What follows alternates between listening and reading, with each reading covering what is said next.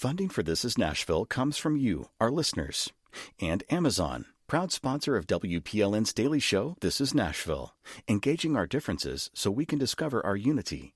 More on Amazon's community work at aboutamazon.com. I'm Khalil Ekolona, and this is Nashville. Today, we're talking about the recently released Supermajority from WPLN senior reporter Maribel Knight. The podcast is a partnership between WPLN and NPR's Embedded. The series follows three Covenant moms, Melissa Alexander, Mary Joyce, and Sarah Shoop Neumann, who determinedly set out to move the needle on gun reform legislation here in Tennessee after the attack on their children's school. All conservatives, these women did not have experience in political advocacy, but they were hopeful of making change.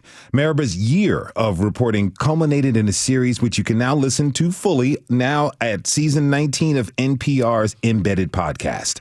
We're going to add a little bit of context here. The Covenant school attack took place on March 27th, 2023. A week later, students across Nashville walked out of schools demanding gun reform, and a rally took place outside of the Tennessee State House. On that day, Representatives Justin Jones, Justin Pearson, and Gloria Johnson protested for gun reform from the State House floor.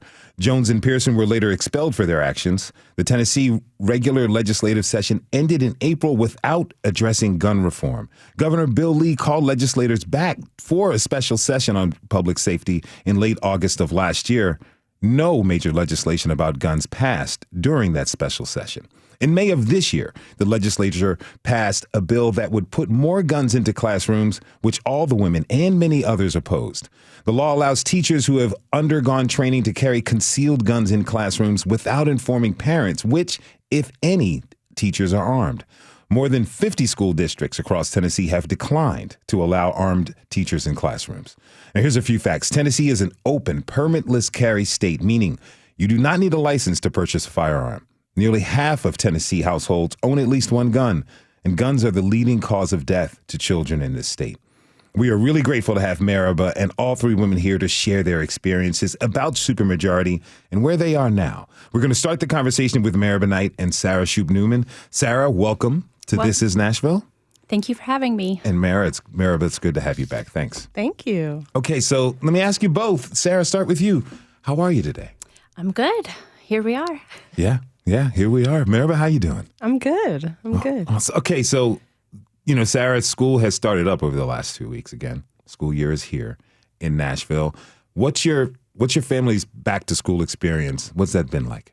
This is our son's second full day. So we just started back this week. We're a little bit later than some of the other schools. And, it certainly looks a lot different than years prior, where you're just getting that sign ready for what grade they're going to be in and what they want to be when they grow up. And it's just kind of a carefree, looking forward to thing. And it's just met with a somberness now. We love our school community. We love our school and all that they're doing. But there's, every time I walk him up, it's when I took him up this week, I was just thinking about where, Dr. Kuntz isn't there to greet us anymore. And it's a lot of mixed emotions. I understand. Now, Maribel, you're the senior reporter here at WPLN. You've produced several podcasts, the Peabody Award-winning podcast, The Promise, as well as Serial's recent podcast, The Kids of Rutherford County. And you kind of recently finished this series for NPR. How are you feeling being on the other side of this? A year's worth of work. How are you reflecting on that? I feel thankful for being able to follow these women and their journey. It's not easy to let a reporter inside, and they really were so available and so vulnerable with me. And I really hope it offers some insight, for listeners. I know politics is really messy, it's full of feelings, but it's also really important, and more engagement with it is really necessary. So I hope the show brings people into a good story, but also keeps them there to learn about their state and about the importance of state politics. How did you find this story? How did you find your way? We all kind of knew of the story and the tragedy that happened, but how did this lead to becoming a 4-episode podcast series? Yeah, well, I wanted, my stories are always really character driven, and this one was kind of born out of my own questions of what's happening in our state and who's pushing back against some of these, what I could see as kind of overreach. After Justin Jones and Justin Pearson were expelled, there's a lot of conversations about Tennessee and what was happening with the Republican-led supermajority and were they overstepping. And so I really wanted to try to tell a story that was just a really good story, but that would also capture kind of this moment in time politically in Tennessee, but also put it into a larger framework of democracy and how that's being challenged across the country. Okay, so why a podcast series, a 4-episode podcast series, as opposed to maybe a 10,000-word investigative piece? Oh, well, this was just a real moment to be in the mix. Like, things were happening in such real time. We had the special session and then we had the regular session. And this wasn't a moment to reconstruct. This was a moment to jump into the fray, into the scrum, and to really tell a veritas story of what it took to push back against this. How many, signatures was Sarah gathering? How many days was she and Mary and Melissa all, dropping their kids off or leaving their kids and going to the Capitol and staying late and missing activities at home and just really sacrificing their time? And what was that learning curve like? So to me, it felt like I could capture a lot by sound and I could really make it an immersive series that felt like it was unfolding right in front of you. And that's why I love audio, because you can do it and it feels so intimate. You really did a stellar job with it. There's moments where you're recapping what is happening to the ladies that you're covering, but also what is going on in the State House. You can really hear it and place us there. And I think that does a lot more than a written piece would do. Kudos. Thank Great you. job. All right. So when did Meribah first come to you? Like, hey, this is what she was going to do, what she was working on. I met Meribah at special session. I remembered her big fuzzy mic. She was there, I think, every day, watching things unfold. It was after special session that we had an actual talk about going forward with a story. Yeah, I could tell in the special session that these 3 women were doing something pretty unique and that they were kind of stepping out. And I was really interested in what they were doing. Well, Sarah, what did you think when Meribah first came to you with the pitch? I think during special session, during the expulsion hearings, I realized how much our journalists matter and how needed they are. I saw Meribah's commitment. It was obvious that she really cared. She had, she was stepping away from her family at all of these late hours for all of this too. So I trusted that this was an important issue for her and that she would do it well. Mm-hmm. Meribah, sometimes ideas could change as things are happening during the moment. Did you have a specific idea of what you wanted to capture in your coverage and then potentially maybe readjusted as you discovered more and we were living through these moments? Yeah, I really wanted listeners to hear these women's stories and realize that the stakes are really high. And I think I as any story, you have to be agile. And I went into the special session thinking this is a really important moment, but I don't know who I'm going to tap into. I really like to be able to see what's in front of me and then try to kind of pluck out of that what I think is an interesting story. I don't like to have anything predetermined. I like to be able to really roll with the story. And to me, it felt like what I was interested in and what people could benefit from was this group of women who were mothers and they were there to defend their children and to protect other children, which is so inherently like a mother's, instinct, but also that they were new to politics and that they were conservatives. And it just all felt like a new perspective that I wanted to hear. I wanted to go on their journey with them. And also, I wanted to see what would happen because these 3 women are, like I said, new to politics, but they're also, in lots of ways very privileged, right? They're white, they're pretty affluent, they're Christian. And so even when I watched them not being listened to, I thought, this is really important for people to hear because it tells us, what does it say for the rest of the population? If these women can't be listened to, then what about everybody else? And I think it should wake us up. And so there's always adjusting that happens as you go through the story. But I really wanted to be able to capture this journey and this evolution and allow the listeners to come in because a lot of listeners are like these women. They haven't been active in politics. They haven't been inside their state house. So these women allowed a kind of on-ramp for them to kind of join them as they walked in, had their eyes open up and realize, and then go on this journey. So they really could meet the listeners like where they were at. And that was one of the reasons why I really kind of plugged into them so quickly. If you're just tuning in, this is Nashville, and I'm your host, Khalil Ekalona. We're talking this hour about Supermajority from NPR's Embedded podcast in collaboration with WPLN. My guests are WPLN senior reporter Maribel Knight and Covenant mom Sarah Shoop Neumann. Real quick, Sarah, tell us, are you from Tennessee? Where'd you grow up? How'd you come here? I came here in 2009 after I graduated nursing school. So I grew up in rural Ohio, which is pretty similar, I think, comparison-wise to much of rural Tennessee. I needed some more warmer weather, had looked at Vanderbilt for a nurse residency program, and it just fell in love with it. It became home, and this is where I've been ever since. You've been here ever since. And as Maribel mentioned, you weren't really into advocacy or activism during that time until this tragedy. As a matter of fact, you started pursuing kind of gun reform legislation, at the state level. As you got involved, you became interested in other ideas as well that you were introduced to. So you share in Supermajority how your experience challenged your views. We're going to take a listen to that clip right now. For Sarah, Mary, and Melissa, being a Republican went hand in hand with being a good conservative, a good Christian, a hard worker. I look out for my neighbor. I welcome everybody. I think everybody should be fed and have a roof on their head and be taken care of and loved and given a chance in life. To me, those are conservative Christian values, and I assumed that that is also what it meant to be Republican. But now, Sarah says she was questioning whether her assumptions about what the party stood for had prevented her from seeing the ways it was shifting. Can you describe, so much of our discussions are around kind of, is it possible to change your mind?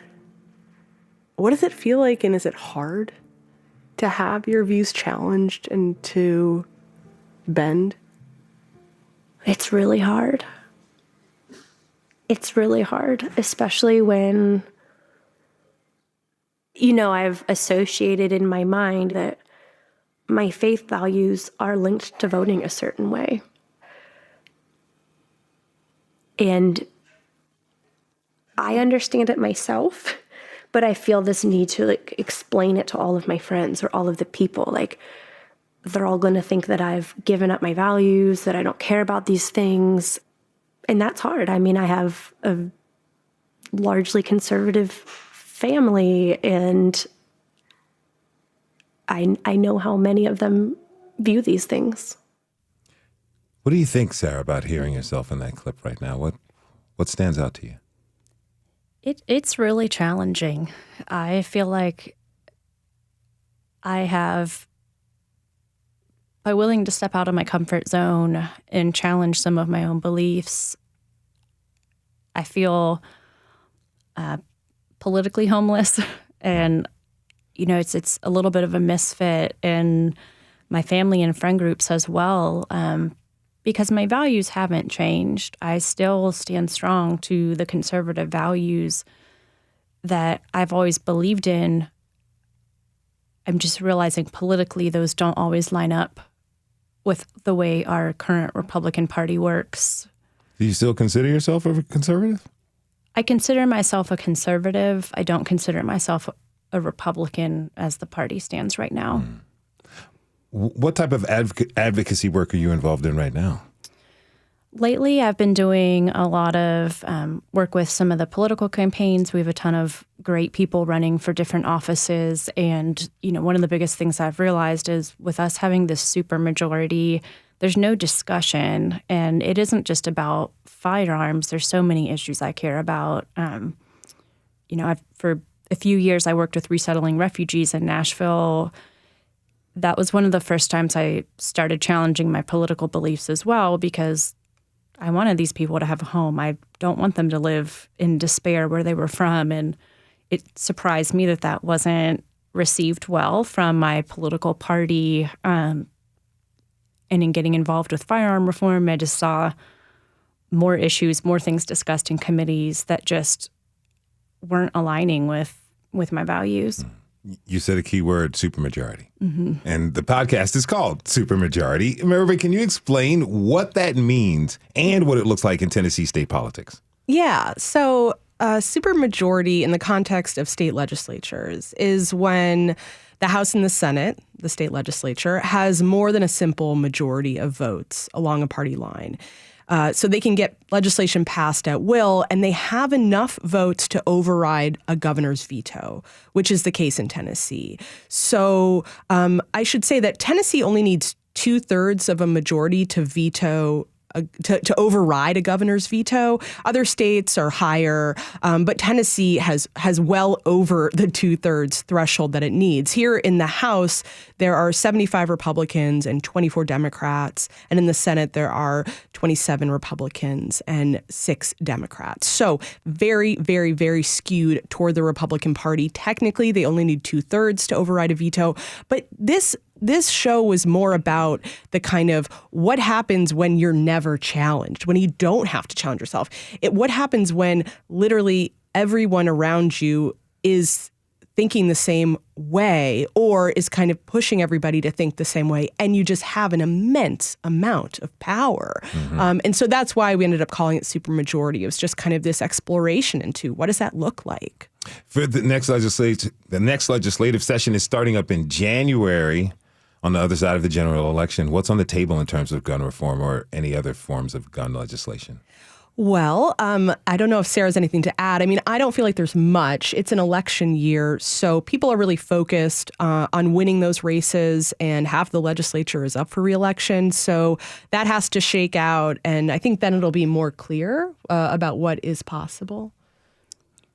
I think as it stands, we're going to see a lot of the same. I think there's a lot of bad policies that we saw brought forth that even the ones that were struck down, those legislators have vowed to bring them back again. Some things that were letting anybody with an enhanced carry permit have a gun in a school without the school even having to know. And there was a lot of dangerous things. And most of those legislators have said that they will bring back. Merba, final question for you. What do you hope listeners take away with them after listening to all 4 episodes? Oh, I really hope that they kind of are jolted awake as to what is happening in their state and across the country in states like Tennessee. But I also hope that they see kind of the hope in it as I did, which is that, these women had no political experience. They were not politically involved. And now they're neck deep in it, and I think they've made relationships that are not going away. And I just think that's exciting to watch, and it gives me hope. And I hope that listeners can kind of take away that once they do wake up, that they can get involved at any point, and really that it is going to take all of us. I heard this quote from a writer and historian, Anne Applebaum, where she likened democracy to not being like we think we'll just turn on a faucet and democracy will come out. Where it's really like you got to go to the well, you got to get the water, you got to put it in the bucket, you got to walk it back home. It takes work, and I think these women are really showing that you can jump into that work at any point. Merba Knight is WPLN senior reporter and producer and reporter behind NPR's embedded Supermajority series. Sarah Shoop Neumann is a Covenant mom and political activist. Merba, thank you so much for being here. Thank you. And congratulations as well. And Sarah, we're going to check in with you later on in the show. Thank you. All right, we're going to take a short break. When we come back, we'll talk with Covenant moms Mary Joyce and Melissa Alexander about their journeys into becoming political advocates. Stay with us. This is Nashville.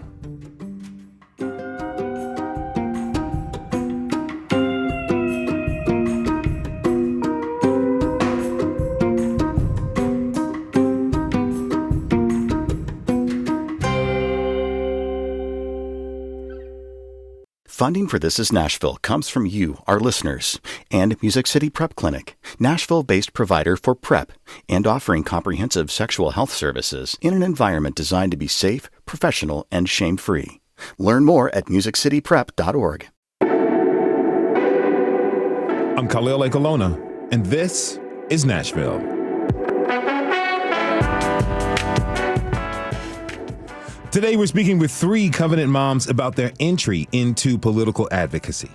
With the backing of NPR's Embedded podcast series, WPLN's own senior reporter Maribel Knight followed the women for over a year, and her reporting culminated in a season on Embedded called Supermajority. You can listen to all of those episodes now wherever you get your podcasts. Joining us to share more about their experiences are Melissa Alexander and Mary Joyce. We did have Melissa on This Is Nashville earlier this year for a profile episode. We're grateful to have her back. Melissa and Mary, welcome to This Is Nashville. Thank you. Thanks, Khalil. Good to be back. Good to have you back. How are you both doing today? I feel pretty good. Doing great. Yeah. Okay. It's a nice day to feel good. Yeah. It is a nice day. It is. Yeah. It's the first week of school. First week for the Covenant School. Tell me, Mary, what's it been like for you and your family as you prepare to go back? I would say this year feels different. The energy feels different at school. Last year we were still in our temporary location at Brentwood Hills Church of Christ, and there was still a lot of uncertainty about what the new school or renovated building would look like. And so this year we had kind of a dress rehearsal at the end of the year at Covenant with the new layout and security protocols, et cetera. And so we're here at our Burton Hills location and in campus, and it just feels a little different. So we're happy to be back, and I feel kind of a sigh of relief. How about you, Melissa? Do you feel a sigh of relief as well? I do. I think that a lot of heaviness has been lifted this year. We know what to expect. We love our campus. My kids had been at the school a long, long time. And so it's just good to be home and know that all that uncertainty is lifted off the table. We know where we're going to be. We know the layout. We know our teachers, and most of the staff is still the same. And it's such a beautiful, sweet school. And we love being there. So it felt like the first day everybody was hugging and saying, hey, and there was a lot of smiles and just a really kind of like you're back with your family. It's been almost a year and a half since that tragic event. Does it feel like, for you and potentially your family, does it feel like time has passed? Does it feel like it was just yesterday? A lot has happened to both of you personally and your family since that time. How has that passed in your experience of it? This is Melissa. I'd say both and, because every single day I relive March 27th. As strange as that seems, and I think if you have been through a traumatic situation like that, and the fact that I drive down Hillsborough Road almost every single day, I live some piece of that day in my life every single day I wake up. But it's been so fast. Everything has gone by a year and a half. I can't believe it feels like it was yesterday. So it is almost like a surreal kind of, I don't even know how to describe it, really. Mary? I mean, similar to that, just driving by the reunification site. Every time I drive by that. It's just this heaviness comes over you, and you, right there, it's an intersection. And so I'm stopped at that light all the time. And so just waiting to turn, and just, it brings you right back to that second that you were sitting in those church pews waiting to hear if your child was alive or not. And it's really heavy. I get emotional thinking about it right now because you just feel so helpless when you don't know if your child is dead or alive. And mass shootings in schools are unpredictable. And as a parent, we do everything to keep our kids safe and in a controlled environment as much as we can. And you can't predict that. Pretty shortly after the attack, you both jumped in to advocacy work. And let me ask you, why did you want to get state-level legislation passed? Was that what you were thinking was the key towards change, Mary? I would say it felt a little bit more attainable. I did feel, we're in our state's capital.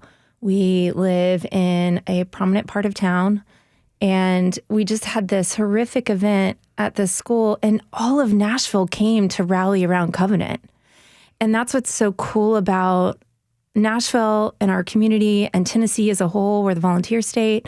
We rally around each other. And I really naively thought this just happened. And we can walk in and we can reason on the heels of this horrific event. And we're just moms. We're just of children that survived, young children that survived.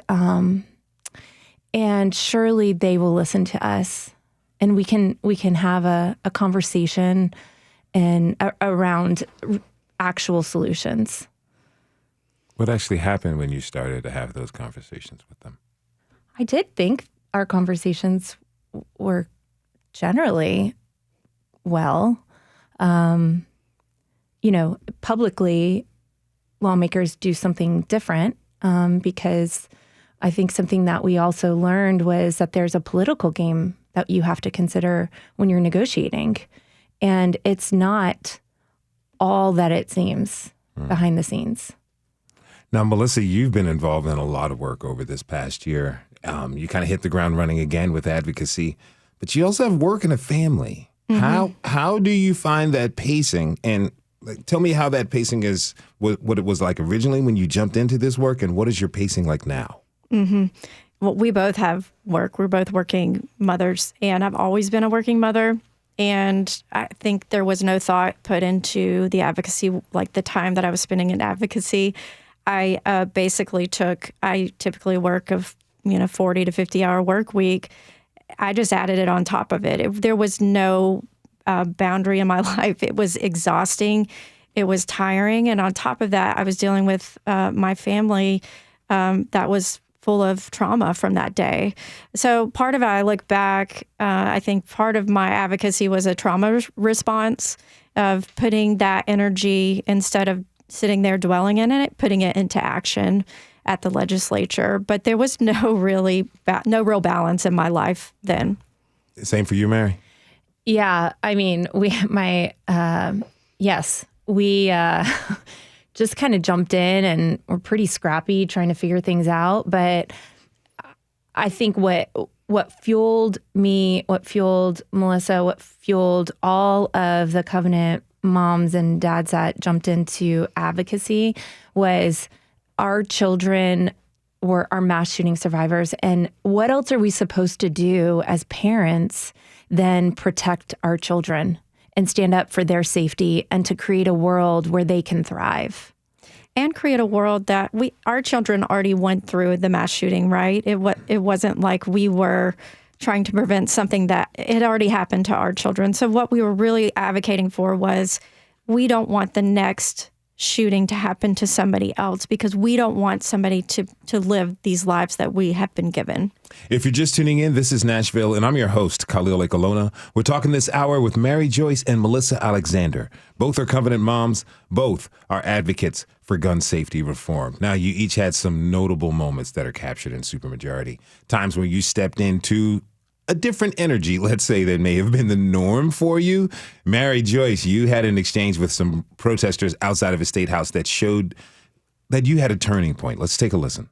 It's not the guns, it's the people. There were a lot fewer guns in the 1960s. The people need to fix their minds. People need to fix their minds. It's not the guns' fault. I had enough, and I could not hold it in. And I remember crying and telling my friend's story and not wanting to let them down. And I remember running up the hill on March 27th, trying to get to my child and not being able to run fast enough.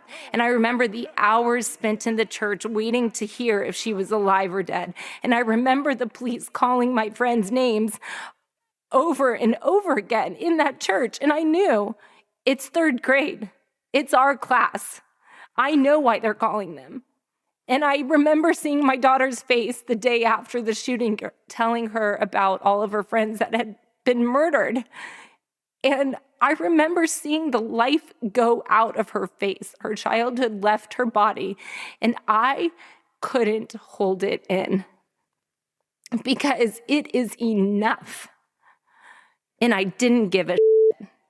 And I just started yelling, "A handgun will never win against a high-capacity rifle! It will never win! It will never win!" I will pray for you. Pray for our communities because we are killing each other. It would never have saved our children at Covenant. It would never have won. There is no a handgun will there is never no win against an assault rifle. If you're It gonna, will never win you against don't a want to listen to me. high-capacity rifle. You don't want to listen to me, I do. and that's okay. I've been listening all summer. Listen, I've been listening all summer. There is not one piece of legislation. If you come after my kids, or you come after my friends' kids, or you come after a neighbor's kids, I will not stop. And I will scream at the mountaintops, and I will find a million other mothers like me, or ones that want to prevent it happening to their children, and we will not stop. And we will organize, and we are smart, and we are swift, and we are not going anywhere. Mary, you shared in Supermajority that you had always had a very strong sense of what your role as a Southern woman was. In your advocacy, you prioritize following the rules, being polite and respectful, and keeping your emotions in check. What we just heard was someone who, to me, sounded like their emotions were out the door and they were passionate about what they believe. Tell me, what do you think your role is right now in the world? I think it's important to remember that we're just trying to hold everyone together. There were so many pieces of my daughter that were lost that day, and I was trying to figure out what pieces were missing and putting her back together. And then our family was impacted by this trauma. And then we're working, we're advocating, we're present, trying to make a difference and change. And we are exhausted. We're not sleeping. My children still are not fully in their bed. And it's almost it's a year and a half after. Mm-hmm. And I'm still exhausted thinking about where my head was at there then. Now advocacy is just another role. It will be part of what I do in my life and the impact that I make in this world forever. Until we can see substantial change to gun safety laws in this country, I will not stop. Now, Melissa, you considered running for office. I did. Mm-hmm. I even asked you about it when you were did. here. Last with us, yeah. I didn't say anything then. You didn't say anything, but you decided that it wasn't the right choice for you. That's right. At the point in time. Yes, I did think that I had so many people asking me to run. I'm not kidding, like hundreds of people saying, we want you to run. We want you to run. You need to run. And the person I would be running against is one of the more extreme people in the House. And I, being a Republican, I could primary him, or so I thought. But come to find out, as I was exploring the process, I knew that we learned together, Maribel and I and some of our friends who are researching this, that it is really hard to get on the Republican ticket in Tennessee. How hard is it? It's extremely hard. You have to vote in 3 of the 4 last primaries as a Republican, and that qualification I did not meet. I know Maribel went through some of the others. If you had voted Democrat, which I had not, then you cannot run for a number of years. You're automatically disqualified. Interesting. And then even if you do meet the qualification and you're an active participant in the party, if you have a certain number of people that raise their hand and say, I am challenging this person, it will just go to this small committee of people and they can kick you off for whatever reason they choose. So a lot of what people in Tennessee don't understand is that ballot that they're voting on, even if they go to vote in a primary, they don't realize that that's been somewhat handpicked for them. So you're not going to run for office at this moment. That's right. At this moment. What is your advocacy work? What does that look like now? So Mary and I are really working together. I think we have found our space in really just being the authentic suburban mothers of children that we are, and trying to engage more women in the process, trying to be out there, give them space, show them that it's not that difficult, try and get more people out to vote in Tennessee and across the country. So that's one of our main goals, is really to engage more. I believe women will really, it can change the trajectory of our state. And women, we're the caretakers of our family, right? We are the ones most impacted in caring for our children. And not to say dads play a role too, but women really, like these type of events, women are, I believe, most affected by. So, all right, we're going to take one last break. When we return, we'll continue the conversation with Melissa, Mary, and Sarah. Please stay with us. And as always, you can join the conversation by tweeting us at This Is Nashville. We'll be right back.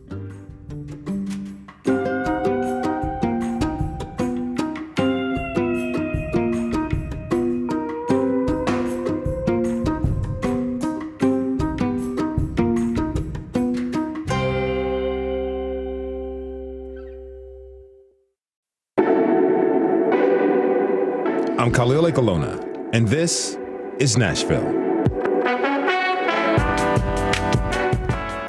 Welcome back to today's special show. Today we're talking with Covenant moms Melissa Alexander, Mary Joyce, and Sarah Shoop Neumann about their experiences in political advocacy. You can hear more about their experience on the recently fully released podcast, Supermajority. It's available on NPR's Embedded series. Now, the temperature is really high in conversations about gun control. You all really experienced people shouting at you at the State House gallery getting cleared. It initiated difficult conversations with legislators, friends and family and other advocates. And in heated moments, people tend to not hear each other when folks are yelling, castigating accusations and calling others names. But sitting here now, we're listening to you, and others are. What do you want those who may be a little bit resistant to gun safety and gun safety reform? Let me rephrase that. What do you want them to hear about what's important to you? I'd really like to take time to all three of you to answer that. Sarah, you first. I would say to anybody who's hesitant, we need your voice. And as someone who's conservative and learned to shoot at a young age and been a gun owner, I think gun owners are experts on this. They know the power of a firearm. They know the safety measures needed. They understand how critical those measures are. And I think it's time to break the narrative that we're gun grabbers, that people are trying to take your guns. We just want common sense safety. And I think that they have a responsibility to step up to the plate and ensure those things. Mary? I would say advocacy looks different for everybody, and we really need everyone's different voice in order to make an impact. So it's just not always going to sound or look the same, and that's okay. And what we've experienced is that, we showed up and we advocated a little different than others that might have been in the space for a long time, and that's okay. Melissa? I thought this would never happen to our family. And I think a lot of people we're gun owners. We own multiple guns, like double-digit guns, always grown up with it. My son, who was in the mass shooting, owns 3 guns himself. We've talked about this before on the other show, Khalil. Mm-hmm. And gun owners have a very important voice in this. But if they don't speak up, they could be next. That whole fantasy of a good guy with a gun doesn't play out when you have a handgun against an assault rifle, just like the clip that you played of Mary talking about it. And so what I always say is we want to prevent surviving isn't the goal, okay? We don't want to create survivors because that creates people full of trauma. We want to prevent the tragedy in the first place. I don't own a gun, but I know people who've been lifelong gun owners. And the one thing they talk about is the rules, the safety rules, and the responsibility that they were told, sometimes by parents, uncles, or grandparents. What type of common ground, if any, do you think that, pro-gun advocates and gun safety reform advocates can find to share and begin to work from? Sarah? I think there's more common ground than a lot of people expect. One of our most extreme legislators, Todd, had put forth a bill to educate on firearm safety in schools, which might give pause at first, but his concept with that is to be apolitical and to make sure kids know what to do if they did find a gun. And I think those things are really important. I support that. not everybody's getting that education at home. Not every family owns a gun or intuitively thinks to educate their kid on those things. And I think those are things where we can come together and realize we do have common ground. What can we work on together? What do we agree upon? Difficult conversations. It's shown, you're witnessing some difficult conversations you all had in the podcast. And you've had difficult conversations with legislators. You've had difficult conversations with friends, family. And that's kind of been the theme this week. Monday, we had Pat Boone, the legendary music icon, Pat Boone. It was a conversation about some ideas that maybe I or other listeners didn't understand and agree with. Then we had yesterday, the Black Nashville Assembly came on and they talked about how authentic communication with others is a way to lead to a path of understanding. And today we have the three of you who are we're grateful for you sharing your experiences with us. You know, Melissa, what do we need to keep in mind when we are setting out to do work that will benefit the community when we're talking to people who have very different views from us? Yes, I think that's been the theme of the last year and a half, is really listening to the other side, trying to understand where they're coming from, and trying to find common ground with them. I think if you go online, you talk about there's a lot of yelling in this space. There's a ton of yelling online and social media, and those are typically the extremes. And we have to meet face to face. We have to call each other in instead of, immediately calling each other out. Because the minute you call someone out, you shut that conversation down with them and you never get that opportunity. Like Sarah said, we have more common ground than not. You can see it in the polling in the state of Tennessee over and over again. 75% of Tennesseans want some sort of gun reform. You guys stepped into this arena with little or no experience, but you've gained national attention. You guys have met, Mary, you and Melissa have met President Biden.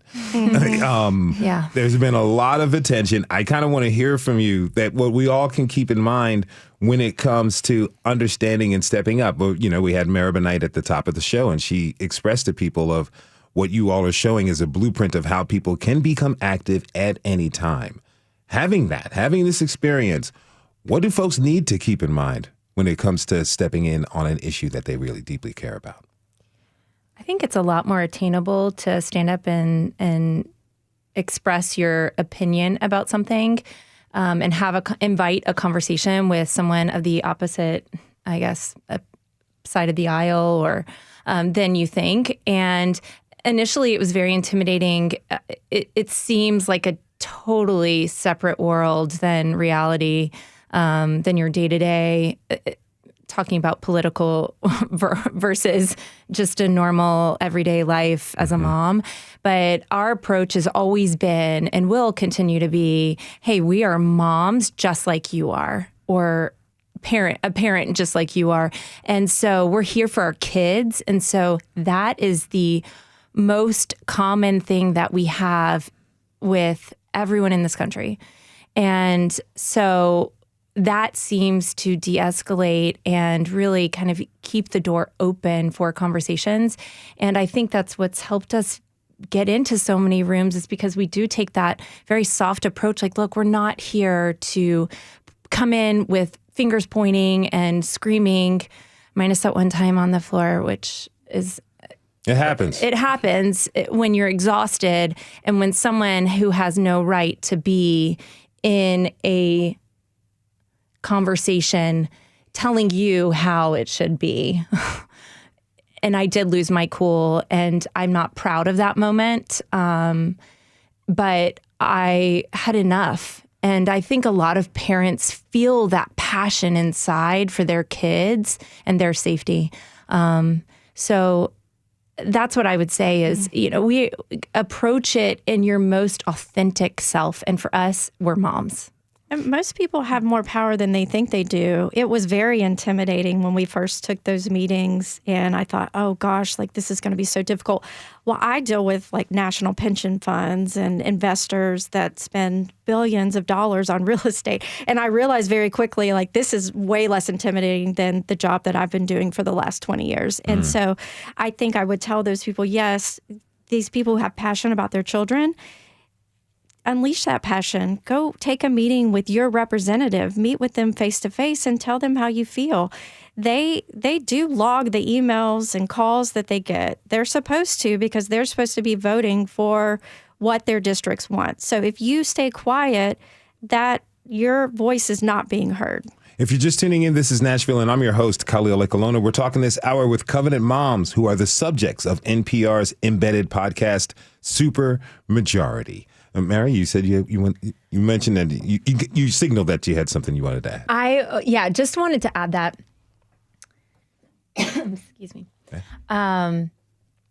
If you don't call your representative in your area, just know that they are getting automatic emails from special interest groups. And so they will listen to whoever is the loudest. So the squeaky wheel gets the grease is so true. And they want to hear from their constituents. They do. They want to have real conversations. And so I think that is really important to know. Like, you just go on to the Tennessee.gov website and you find your representative, and it gives you their phone number and their email. And it's super easy. Squeaky wheel gets the grease and the advocates get the attention. Sarah, for others who really don't have a lot of political experience, but they're interested in immersing themselves more into advocacy, what would you tell them about where to start and, most importantly, where to focus and how to focus their energy and time? I think we'd be amiss if we didn't give a lot of gratitude to all of the people who have been doing this work for a long time, who very graciously reached out to us from a local to a national level. There are incredible organizations, especially just right here in Nashville, Tennessee, the Equity Alliance with Tequila and Turk, and all of these people who very graciously helped us understand how the legislative process works. And I'll add, they didn't do this because we just went along with everything they believed in, because I think as conservatives, we have a lot of different views on some things. But there's a lot of good resources to get plugged in here, a lot of bipartisan organizations that can give information on voting and candidates. And I think that voting is honestly our most important thing.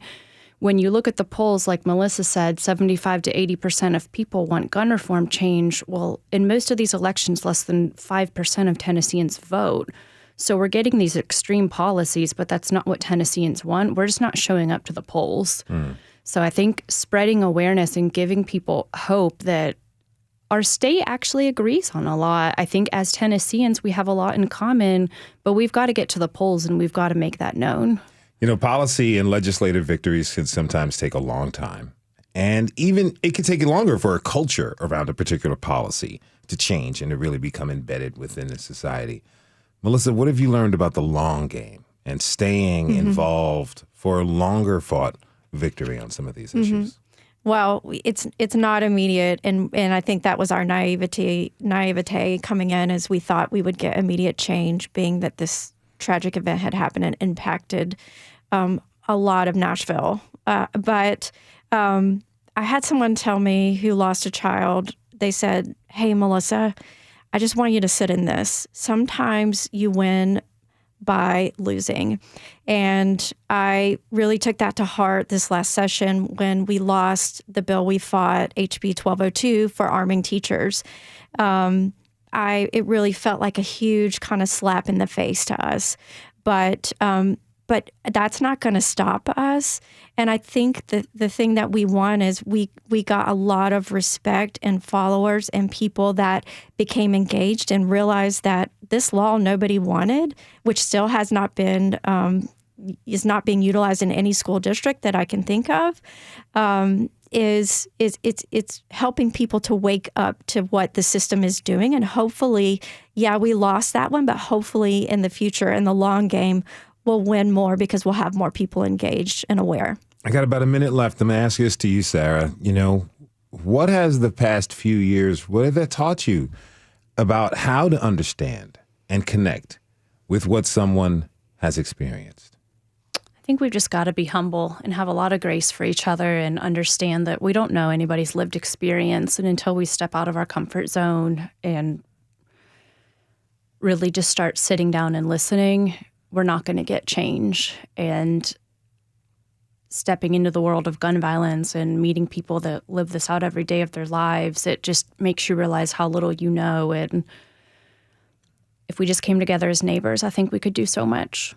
MJ, what do you want people to take away from your experience after they listen to Supermajority? Oh, I hope that it activates more people without having the trauma to come along with it. I want to thank you all so much for coming on to the show. And thank you for the work you're doing, and thank you for your bravery. Sarah Shoop Neumann, Melissa Alexander, and Mary Joyce are all Covenant parents. You can check out Supermajority wherever you get podcasts. We'll also have a link on today's episode web post. And on September 18th, Sarah, Melissa, Mary, and Maribel will be at the Belcourt Theater to talk about Supermajority. You can learn more at WPLN.org/Supermajority. Again, Sarah, Mary, and Melissa, thank you all for being here. Really appreciate it. Thank you. Thank you. And thanks to you for tuning in this hour. This is Nashville is a production of Nashville Public Radio. Today's episode was produced by Katherine Ceicys. It was directed by Tasha A.F. Lemley. Our technical director and board operator is Liv Lombardi. The masterminds behind our theme music are LaRange and Namir Blade. Listen back at thisisnashville.org or wherever you get good podcasts. And the conversation doesn't end here. As always, tweet us at This Is Nashville. Find us on Instagram and tell us what you want to know or what you want to get from our show by filling out our quick survey online. You can also leave us a message, 615-751-2500. Note, we may and probably will use your message on air at some point. This is Nashville. I'm Khalil Ekalona. We'll see you tomorrow, everybody, and be good to each other.